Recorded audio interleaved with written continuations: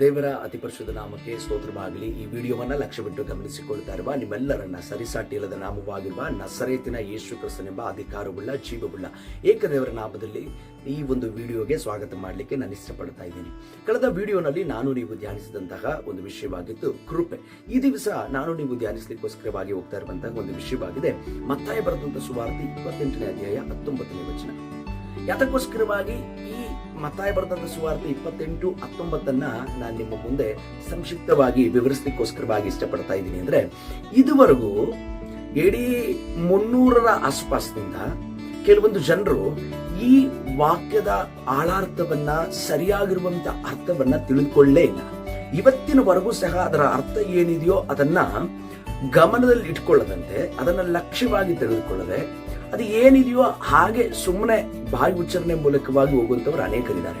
ಆ ಕಾರಣದಿಂದ ಈ ದಿವಸ ಸಂಕ್ಷಿಪ್ತವಾಗಿ ಈ ಒಂದು ವಾಕ್ಯ ಭಾಗವನ್ನ ನಿಮ್ಮ ಮುಂದೆ ವಿವರಿಸಲಿಕ್ಕೋಸ್ಕರವಾಗಿ ನಾನು ಇಷ್ಟಪಡ್ತಾ ಇದ್ದೀನಿ. ಅಲ್ಲಿ ಆದ್ದರಿಂದ ನೀವು ಹೊರಟು ಹೋಗಿ ಎಲ್ಲಾ ದೇಶಗಳ ಜನರನ್ನ ಶಿಷ್ಯರನ್ನಾಗಿ ಮಾಡಿರಿ, ಅವರಿಗೆ ತಂದೆಯ ಮಗನ ಪವಿತ್ರಾತ್ಮನ ಹೆಸರಿನಲ್ಲಿ ದೀಕ್ಷಾ ಸ್ನಾನ ಮಾಡಿಸಿ ಅಂತ ಹೇಳ್ಬಿಟ್ಟು ವಾಕ್ಯ ಭಾಗ ಹೇಳ್ತದೆ. ಮೊದಲನೇದಾಗಿ ತರ್ಜುಮೆ ಮಾಡುವಂತವ್ರು, ಕನ್ನಡದಲ್ಲಿ ತರ್ಜುಮೆ ಮಾಡುವಂತವ್ರು ಏನ್ ಮಾಡಿದ್ರು ಗೊತ್ತಾ? ತಂದೆಯ ಆದ್ಮೇಲೆ ಕಾಮ ಇಟ್ರು, ಮಗನ ಆದ್ಮೇಲೆ ಕಾಮ ಇಟ್ರು, ಪವಿತ್ರಾತ್ಮ, ಈ ಮೂರನ್ನ ಬೇರೆ ಬೇರೆ ಮಾಡಿದ್ರು. ತಂದೆಯ ಮಗನ ಪವಿತ್ರಾತ್ಮನ ಅಂತ. ಆದ್ರೆ ನೀವು ಗ್ರೀಕ್ ಟೆಕ್ಸ್ಟ್ ಅನಾಲಿಸಿಸ್ ಮಾಡೋದಾದ್ರೆ ಅಲ್ಲಿ ನೀವು ಗಮನಿಸಿರಿ ಒಂದು ಬಾರಿ ಏನು ಅಂತ ಹೇಳೋದಾದ್ರೆ ಅಲ್ಲಿ ಕಾಮನೇ ಇಲ್ಲ. ಮೊದಲನೇದಾಗಿ ಆ ತಪ್ಪನ್ನ ಮಾಡಿದ್ರು. ಈ ತ್ರಯೇಕತ್ವ ಅಂತ ಅನ್ಕೊಂಡು ತಂದೆ ಒಬ್ಬರಿದ್ದಾರೆ, ಮಗ ಒಬ್ಬರಿದ್ದಾರೆ, ಪವಿತ್ರಾತ್ಮ ಒಬ್ಬರಿದ್ದಾರೆ ಅನ್ನುವಂಥದ್ದನ್ನ ತಿಳಿಸ್ಲಿಕ್ಕೋಸ್ಕರವಾಗಿ ಈ ಪ್ರಯತ್ನ ಮಾಡಲಾಯಿತು. ಇದು ಸ್ಪಷ್ಟವಾಗಿ ನಮಗೆ ಗೊತ್ತಾಗ್ತದೆ. ತದನಂತರವಾಗಿ ನಾವು ಅಲ್ಲಿ ನೋಡ್ತಾ ಇದ್ದೀವಿ, ತಂದೆಯ ಮಗನ ಪವಿತ್ರಾತ್ಮನ ಹೆಸರಿನಲ್ಲಿ ದೀಕ್ಷಾ ಸ್ನಾನ ಮಾಡಿಸಿ ಅಂತ ಸತ್ಯವೇದ ಹೇಳ್ತದೆ. ಆದ್ರೆ ಇವತ್ತಿನ ದಿವಸದಲ್ಲಿ ಏನ್ ಮಾಡ್ತಾರೆ ಗೊತ್ತಾ? ತಂದೆಯ ಮಗನ ಪವಿತ್ರಾತ್ಮನ ಹೆಸರಿನಲ್ಲಿ ದೀಕ್ಷಾ ಸ್ನಾನ ಮಾಡಿಸ್ತಾ ಇದ್ದೀವಿ ಅಂತ ಹೇಳಿ ಹೆಸರನ್ನ ಉಚ್ಚಾರಣೆ ಮಾಡೋದಿಲ್ಲ. ಉದಾಹರಣೆಗೆ ನಾನು ಯಾವ ರೀತಿಯಾಗಿ ಹೇಳುತ್ತೇನೆ ಅಂತ ಹೇಳೋದಾದ್ರೆ, ನಿಮ್ಮ ತಂದೆ ಹೆಸರನ್ನ ಬರೀರಿ ಅಂತ ಹೇಳೋದಾದ್ರೆ ನೀವು ತಂದೆ ಅಂತ ಬರೆಯೋದಿಲ್ಲ. ತಂದೆಗೊಂದು ಹೆಸರಿದೆ, ಆ ಹೆಸರನ್ನ ಬರೀತೀರಿ. ನಿಮ್ಮ ಮಗನ ಹೆಸರನ್ನ ಬರೀರಿ ಅಂತ ಹೇಳಿದ್ರೆ ಮಗ ಅಂತ ಬರೆಯೋದಿಲ್ಲ, ಮಗನ ಹೆಸರನ್ನ ಬರೀತೀರಿ. ನೀವು TC ನಲ್ಲಿ ನಿಮ್ ತಂದೆ ಹೆಸರು ಅಂತ ಬರೆಯುವಾಗ ತಂದೆ ಹೆಸರು ಅಂತಿರುವಾಗ ಅಲ್ಲೊಂದು ಕಾಲಮ್ ನಲ್ಲಿ ಏನು ಬರೀದಲೆ ಅಲ್ಲಿ ಹಂಗೆ ನಿಲ್ಲಾಗಿದೆ ಅಂತ ಹೇಳೋದಾದ್ರೆ ಅದರಲ್ಲಿ ನೀವು ಫಿಲ್ ಮಾಡಬೇಕು ನಿಮ್ ತಂದೆ ಹೆಸರನ್ನ. ಪರಮೇಶ್ ಅಂತಿರೋದಾದ್ರೆ ಪರಮೇಶ್ ಅಂತ ಹೇಳ್ಬೇಕು, ಸೋಮೇಶ ಅಂತಿರೋದಾದ್ರೆ ಸೋಮೇಶ ಅಂತಿರ್ಬೇಕು, ಜೋಸೆಫ್ ಅಂತಿದ್ರೆ ಜೋಸೆಫ್ ಅಂತ ಬರಿಬೇಕು. ಇಲ್ದೇ ಹೋದ್ರೆ ಏನಾಗ್ಬಿಡ್ತದೆ ಗೊತ್ತಾ? ತಂದೆ ಹೆಸರು ಅಂತಿರುವಾಗ ನೀವು ತಂದೆ ಅಂತ ಬರೆದ್ರೆ ಅದನ್ನ ವ್ಯಾಲಿಡ್ ಆಗಿ ತಗೊಳ್ಳಲ್ಲ, ಇನ್ವ್ಯಾಲಿಡ್ ಮಾಡ್ಬಿಡ್ತಾರೆ. ಅದೇ ರೀತಿಯಾಗಿ ಈ ಲೌಕಿಕವಾಗಿರುವಂತ ಕೆಲವೊಂದು ವಿಷಯಗಳಲ್ಲೇ ಹೆಸರನ್ನ ಬರೀರಿ, ತಂದೆ ಹೆಸರನ್ನ ಬರೀರಿ ಅಂತ ಹೇಳುವಾಗ ತಂದೆ ಹೆಸರನ್ನ ಬರೀದಲೆ ತಂದೆ ಅನ್ನುವಂತ ಸ್ಥಾನನಾಮ ಇಡೋದಾದ್ರೆ ಅದನ್ನ ಪರಿಗಣನೆಗೆ ತೆಗೆದುಕೊಳ್ಳಲಿಲ್ಲವಾದ್ರೆ ಸತ್ಯವೇದದಲ್ಲಿ ಹೇಳ್ತಾ ಇದೆ ತಂದೆಯ ಮಗನ ಪವಿತ್ರಾತ್ಮನ ಹೆಸರಿನಲ್ಲಿ ದೀಕ್ಷಾ ಸ್ನಾನ ಮಾಡಿಸಿ ಅಂತ. ಹಾಗಾದ್ರೆ ಹೆಸರಿನಲ್ಲಿ ದೀಕ್ಷಾ ಸ್ನಾನ ಮಾಡಿಸ್ಬೇಕು ಅಥವಾ ತಂದೆಯ ಮಗನ ಪವಿತ್ರಾತ್ಮ ಅಂತ ಹೇಳ್ಬಿಟ್ಟು ಹೆಸರಿನಲ್ಲಿ ಅಂತ ಹೇಳ್ಬಿಟ್ಟು ಹೆಸರನ್ನ ಉಚ್ಚರಿಸದಲೇ ಇರುವಂತಹ ದೀಕ್ಷಾ ಸ್ನಾನ ಮಾಡ್ಬೇಕು? ಇದು ಎಷ್ಟರ ಮಟ್ಟಿಗೆ ಸರಿ? ಇದನ್ನ ಬಹಳ ಸ್ಪಷ್ಟವಾಗಿ ಗಂಭೀರವಾಗಿ ತೆಗೆದುಕೊಳ್ಬೇಕು. ಯಾಕಂದ್ರೆ AD 30ರ ಆಸುಪಾಸಿನಲ್ಲಿ ತಂದೆಯ ಮಗನ ಪವಿತ್ರಾತ್ಮನ ಹೆಸರಿನಲ್ಲಿ ದೀಕ್ಷಾ ಸ್ನಾನ ಮಾಡಿಸ್ತಿದ್ದೀನಿ ಅಂತ ಹೇಳ್ಬಿಟ್ಟು ಇರ್ಲಿಲ್ಲ. ಯಾಕೆ ಅಂತ ಹೇಳೋದಾದ್ರೆ ಅಪೊಸ್ತಲನಾದಂತ ಪೇತ್ರನಾಗಿರ್ಬೋದು, ಎಲ್ಲರಿಗೂ ಗೊತ್ತಿತ್ತು ತಂದೆಯ ಮಗನ ಪವಿತ್ರಾತ್ಮನ ಹೆಸರು ಏನಂತ. ಆ ಹೆಸರು ಯಾವುದು? ಅಪೊಸ್ತಲರ ಕೃತ್ಯಗಳು 2ನೇ ಅಧ್ಯಾಯ 38ನೇ ವಚನದಲ್ಲಿ ಏನ್ ಹೇಳ್ತಾನೆ ಗೊತ್ತಾ?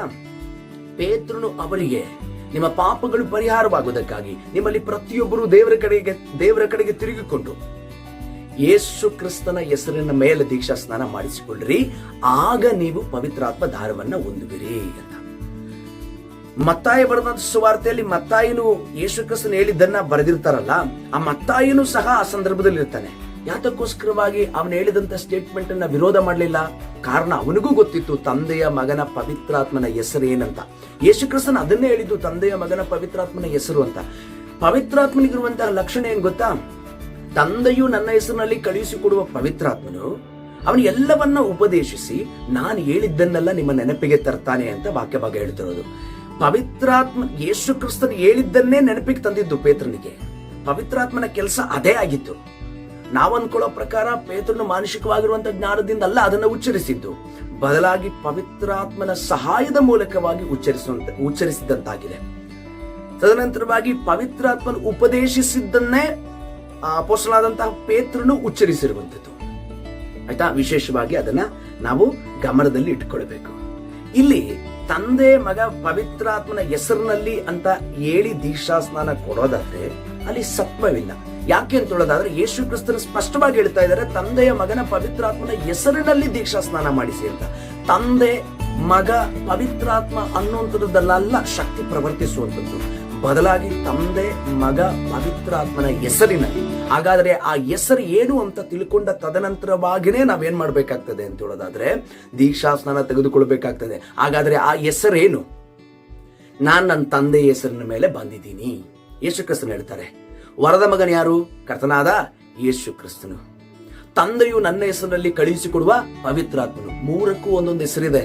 ಆ ಒಂದೊಂದು ಹೆಸರು ಅಂತ ಹೇಳುವಾಗ ಮೂರು ಬೇರೆ ಬೇರೆ ಹೆಸರಲ್ಲ, ಒಂದೇ ಹೆಸರು. ಸತ್ಯವೇದವನ್ನ ನಾವು ನೋಡುವಾಗ ಪಾಪ ಪರಿಹಾರಕ್ಕೋಸ್ಕರವಾಗಿ ಕೊಡಲ್ಪಟ್ಟಿರುವಂತಹ ಏಕೈಕ ನಾಮ, ರಕ್ಷಣೆಗೋಸ್ಕರ ಕೊಡಲ್ಪಟ್ಟಿರುವಂತಹ ಏಕೈಕ ನಾಮ.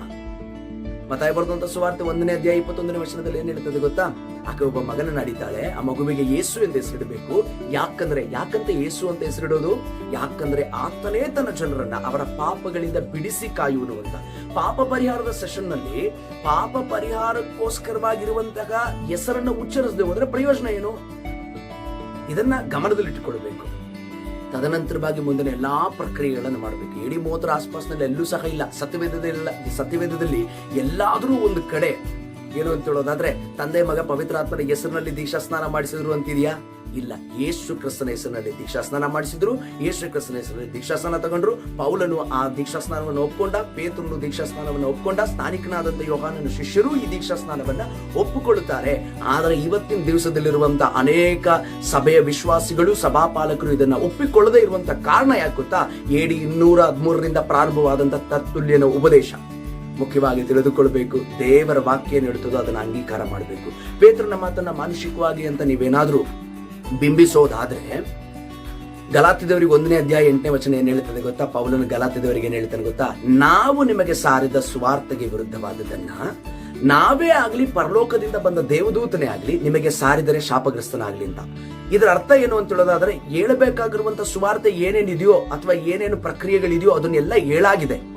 ಇದಕ್ಕೆ ಹೊಸದಾಗಿ ಆಡ್ ಮಾಡೋದಾದ್ರೆ, ಅದನ್ನ ತೆಗೆದಾಕೋದಾದ್ರೆ ಯಾರಾಗ್ತಾರಂತೆ? ಶಾಪಗ್ರಸ್ತರಾಗ್ತಾರೆ ಅಂತ ಸತ್ಯವೇದ ಹೇಳ್ತಾ ಇದೆ. ಇದನ್ನ ಮುಖ್ಯವಾಗಿ ಗಮನದಲ್ಲಿಟ್ಟುಕೊಳ್ಬೇಕು.